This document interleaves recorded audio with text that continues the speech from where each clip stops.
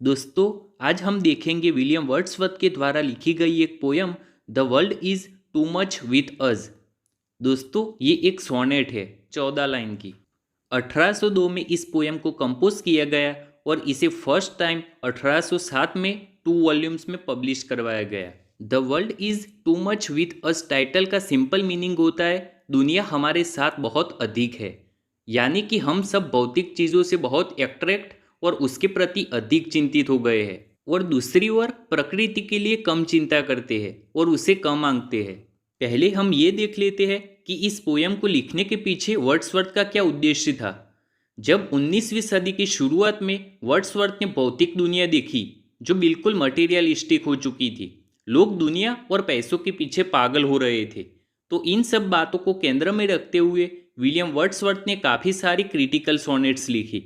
The world is too much with us भी उनमें से एक है। दोस्तों, मैं आपको एक बात बता दूं कि विलियम वर्ड्सवर्थ को प्रकृति के पुजारी कहा जाता है। वर्ड्सवर्थ व्यक्ति के बौद्धिक और आध्यात्मिक विकास के पीछे का कारण प्रकृति को मानते हैं। प्रकृति के साथ एक अच्छा संबंध व्यक्तियों को आध्यात्मिक और सामाजिक दुनिया दोनों से जुड़ने में मदद करता है। जैसा कि वर्ड्सवर्थ उनकी एक बायोग्राफिकल पोयम प्रीलूड में बताते हैं कि प्रकृति का एक प्यार मानव जाति के प्यार का कारण बन सकता है, तो हम देख सकते हैं कि प्रकृति के पीछे वर्ड्सवर्थ का कितना लगाव है। वर्ड्सवर्थ को प्रकृति का पुजारी कहा जाता है। अब हम इस पोयम का सेंट्रल आइडिया देख लेते हैं ताकि हमें थोड़ा आइडिया मिल जाए कि पोएट इस पोयम में क्या कहना चाहते हैं। दोस्तों, वर्ड्सवर्थ द्वारा लिखी गई यह पोयम मानव जाति और प्रकृति के बीच मुरझाए हुए संबंध पर अफसोस जताती है।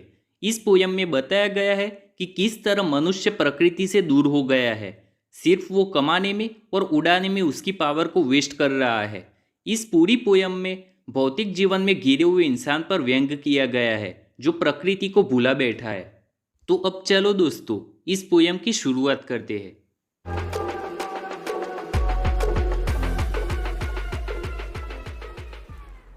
The world is too much with us. दुनिया हमारे साथ बहुत अधिक है, यानी हम भौतिक चीज़ों के प्रति बहुत चिंतित हो गए हैं और प्रकृति को बहुत कम मांगते हैं। लेट एंड सून, पहले भी और आगे भी, यानी कि पहले भी और फ्यूचर में भी। गेटिंग एंड स्पेंडिंग, कमाने में और खर्च करने में। वी ले वेस्ट अवर पावर्स, हम अपनी शक्तियों को वेस्ट कर रहे हैं, यानी बर्बाद कर रहे हैं। तो कहाँ पर हम अपनी शक्तियों को बर्बाद कर रहे हैं? तो कमाने में और उसे उड़ाने में। पोएट कहते हैं कि लेट एंड सून, पहले भी करते थे और आने वाले टाइम में भी करेंगे। Little we see in nature that is ours, हम प्रकृति को बहुत ही कम देखते हैं, यानी कि बहुत ही कम मांगते हैं। दैट इज अवर्स, जो कि हमारी है। तो इस पूरी लाइन का मतलब होता है कि जो हमारी है उस प्रकृति को हम बहुत ही कम मांगते हैं। We have given our hearts away, हमने अपने हार्ट को उससे दूर कर दिया है। किससे दूर कर दिया है? तो प्रकृति से। अ सॉर्डेड बोन, यहाँ दोस्तों सॉर्डेड का मतलब होता है घिनौना, कठोर, और बुन का मतलब होता है वरदान।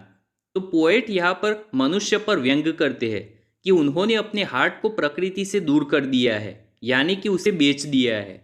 This see that bears her bosom to the moon, this winds that will be howling at all hours। यहाँ बेयर्स का मतलब होता है खुला करना, बोजम का मतलब होता है छाती, विंड्स का मतलब होता है हवाएं, और हॉलिंग का मतलब होता है गरजना। तो पोएट कहते हैं कि ये समुद्र अपनी छाती खुली करके चंद्र के सामने फैला हुआ है, और ये हवाएं जो हर वक्त गरजती रहती है, एंड आर अब gathered now like sleeping flowers, और ये हवाएं अभी सोते हुए फूलों की तरह शांत है। तो पोइट यहाँ कहते हैं कि जो हवाएं हर वक्त गरजती रहती थी वो अभी सोए हुए फूलों की तरह शांत है। फॉर दिस, इसके लिए। फॉर एवरीथिंग, इस सब के लिए। We are out of tune, हमारे मुंह से ट्यून नहीं निकलता। यहाँ ट्यून का मतलब होता है तारीफ। तो पोएट यहाँ पर कहते हैं कि प्रकृति के प्रति हमारे मुंह से तारीफ नहीं निकलती, हम सब मटेरियलिस्टिक वर्ल्ड में घिरे हुए हैं। इट मूव्स अस नॉट, दोस्तों मूव का मतलब होता है हटाना, लेकिन यहाँ पर मूव्स का मतलब है प्रभावित करना। तो पोएट यहाँ पर कहते हैं कि ये हमें प्रभावित नहीं करती। Great God, I'd rather be a pagan, यहाँ पर पोएट कहते हैं कि great God, I'd rather be a pagan, इससे अच्छा तो मैं पैगन बनना पसंद करूँगा।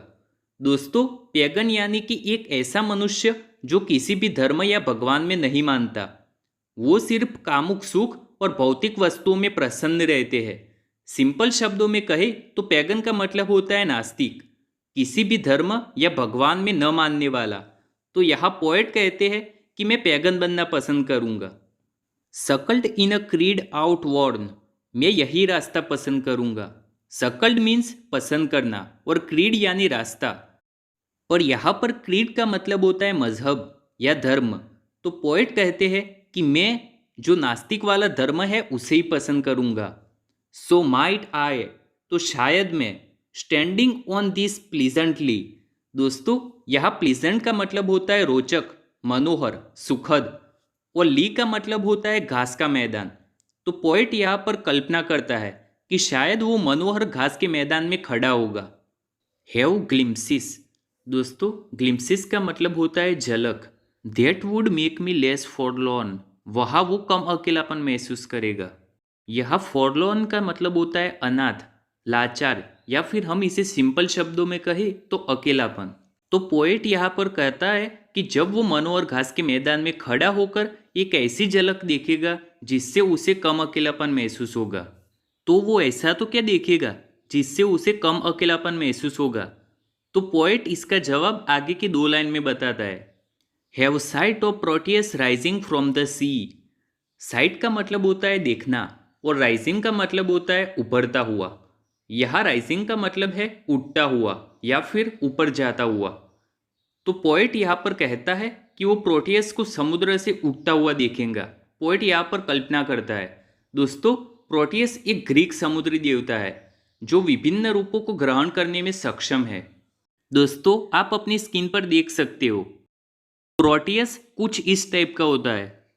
आगे पोएट कहता है, और hear old Triton blow his wreathed horn, या फिर वो ट्रिटन को शंख बजाते हुए सुनेगा। दोस्तों, ट्रिटन भी एक ग्रीक समुद्री देवता है, आप अपनी स्क्रीन पर देख सकते हो।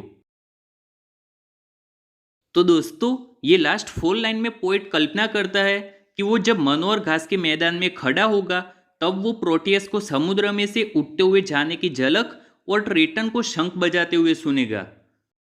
आशा करता हूँ दोस्तों आपको पोयम समझ आई होगी।